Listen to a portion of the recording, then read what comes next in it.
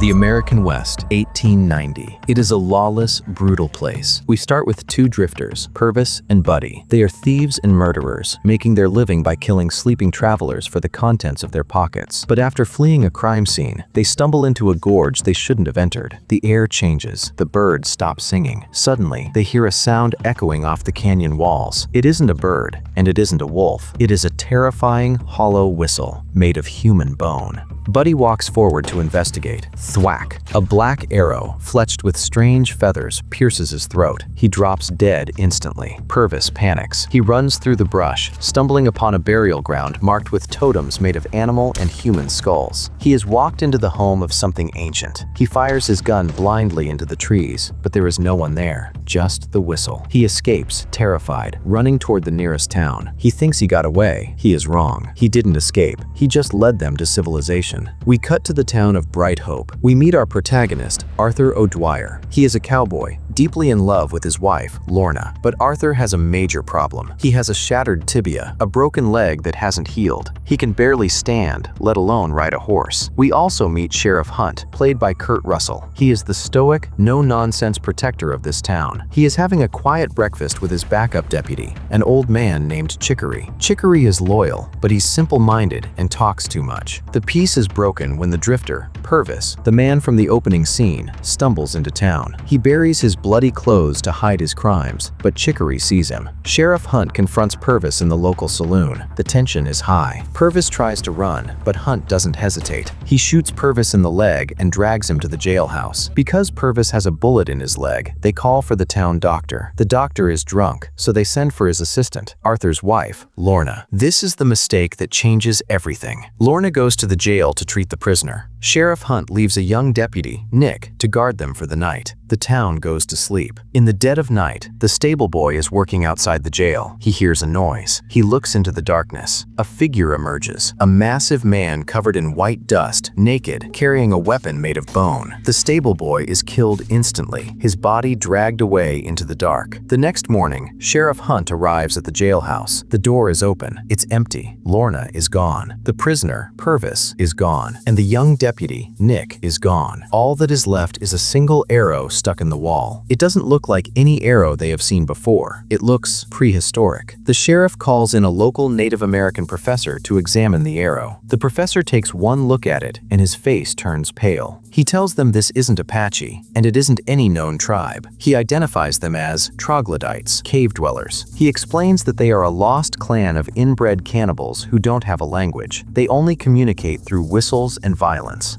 A spoiled bloodline of inbred animals that rape and eat their own mothers. He warns the sheriff that the valley they live in is called the Valley of the Starving Men. He refuses to guide them there because it is a suicide mission. Sheriff Hunt decides to go anyway. He has to save his deputy. Arthur insists on coming to save his wife, despite his broken leg. They are joined by one more man, John Bruder. He is the town's gentleman gunslinger. He is arrogant, dressed in a white suit, and claims to have killed more Indians than anyone in the territory. I'm the most intelligent man here, and I intend to keep us alive. So, the team is set. Sheriff Hunt, the leader. Chicory, the backup. Bruder, the killer. Arthur, the husband with a broken leg. 4 men ride out into the desolate wasteland to fight an enemy they don't understand. They think they are going on a rescue mission. They don't realize they are riding into a slaughterhouse. The journey is brutal from the start. The terrain is jagged rock and scorching heat. For Arthur, every movement of the horse sends a shockwave of pain through his broken leg. He is sweating, pale, and clearly suffering, but he refuses to turn back. Sheriff Hunt tries to keep the pace steady, but tension rises between the men. Bruder, the gunslinger, is arrogant and insults the simple-minded Chicory, but the real danger isn't internal. On the second night, while they are camping, 2 strangers approach the fire. They look like Mexican travelers, but Sheriff Hunt is instantly suspicious. He notices they aren't looking at the fire. They are looking at the horses. The tension in this scene is thick. Hunt asks them to leave. They refuse. The leader of the strangers reaches for his weapon, but Bruder is faster. Bruder draws and kills both men instantly. It's a display of incredible skill, but it comes at a cost. The strangers were scouts for a larger raiding party. Later that night, the raid happens. They don't attack attack the men, they attack the animals. The raiders steal the group's horses. Bruder manages to shoot the thieves, but the damage is done. The horses are spooked and gone. Now, they have a serious problem. They are days away from the valley, in the middle of a desert, and they have to walk. For Arthur, this is a death sentence. He tries to hike on his crutch, but he falls behind. He slips on the rocks, damaging his leg even further. Sheriff Hunt makes a hard call. He tells Arthur to stay behind. They will leave trail markers for him, but the main group has to move fast if they want to save Lorna before she is eaten. Arthur is left alone in the vast wilderness, crawling on his hands and knees, fueled only by opium for the pain and rage for his wife's kidnappers. Sheriff Hunt, Chicory, and Bruder finally reach the entrance of the Valley of the Starving Men. It is a dark, narrow canyon that feels like a graveyard.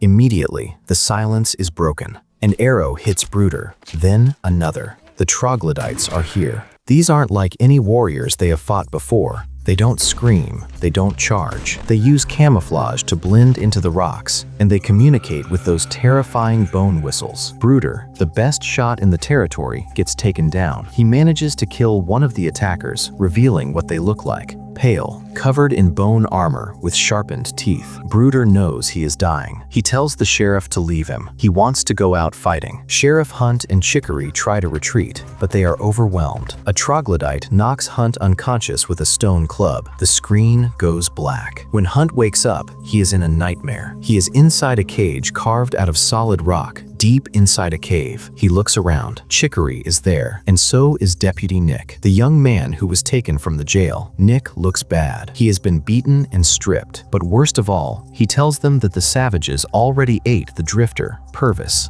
and now they are hungry again. The leader of the Troglodytes enters the room. He is a massive beast of a man, communicating only in grunts and whistles. They drag Deputy Nick out of the cage. Sheriff Hunt screams at them, trying to bargain, trying to threaten them. But they don't care about badges. They don't care about laws. To them, these men are just cattle. They brutally execute Nick right in front of the sheriff's eyes. It is a slow, mechanical, and horrifying process of butchery. It serves as a grim reminder. There is no reasoning with this enemy. They are purely primal. Sheriff Hunt and Chicory are left in the cage, traumatized, knowing they are next. They discover that Lorna, Arthur's wife, is in a separate pit nearby. She is alive, but barely. The sheriff realizes they have one small advantage. He has a hidden flask of tincture, poisonous opium. He comes up with a desperate plan. If they can get the savages to drink it, maybe they can slow them down. Meanwhile, Arthur O'Dwyer is still coming. He has dragged himself miles across the desert. He resets his own broken bone in a scene of agonizing pain, screaming into a gag so he doesn't alert the enemy. He reaches the cave entrance. He finds the body of Bruder, taking the dead man's gun. Arthur is no longer just a cripple. He is an angel of death. He enters the cave system. He encounters two of the Troglodytes. Because of his leg, he can't fight them hand to hand. He has to be smart. He uses the unique modification on his gun to kill one and brutally dispatches the other with his knife. Inside the cage, the Troglodytes return for Sheriff Hunt, but before they can take him, a gunshot echoes through the cave. Arthur has arrived. He kills the guard and unlocks the cage, but there are too many of them coming. Sheriff Hunt looks at his leg, then at Arthur. He knows he can't run. He grabs a rifle. He tells Arthur to take Lorna and Chicory and run. He will stay behind to hold them off. Arthur, Lorna, and Chicory escape toward the light. Behind them, the sheriff prepares for his last stand. As Arthur and Lorna limp out into the blinding sunlight of the desert, they hear 3 final gunshots echo from the darkness of the cave. Then, silence. They have survived, but the West has taken its toll. They are alive, but they will never be the same. If you enjoyed this, show some love and support by hitting the like button and let me know in the comments, would you have left the sheriff behind? Subscribe for more, and I'll see you in the next one.